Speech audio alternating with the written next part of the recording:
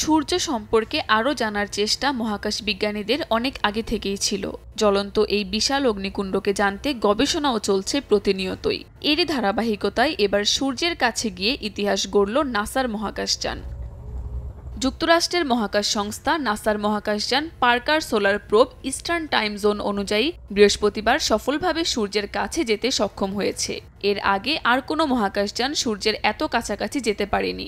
NASA জানায় গেল মঙ্গলবার পার্কার সোলার প্রোব নামের মহাকাশযানটি সূর্যের দিকে ছুটতে শুরু করে। তখন এর গতি ছিল ঘন্টায় প্রায় 4,30,000 মাইল। যাত্রার পর থেকে যোগাযোগ বিচ্ছিন্ন হয়ে যায় মহাকাশযানটির সঙ্গে।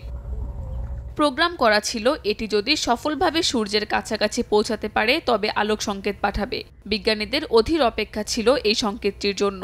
পরে ইস্টার্ন টাইম জোন অনুযায়ী স্থানীয় সময় বৃহস্পতিবার মধ্যরাতে এই সংকেত পায় বিজ্ঞানীরা। তারা জানায় পার্কার সোলার প্রোব সূর্যের প্রায় 38 লাখ মাইল কাছাকাছি যেতে পেরেছে নানা প্রতিকূলতা পাড়ি দিয়ে।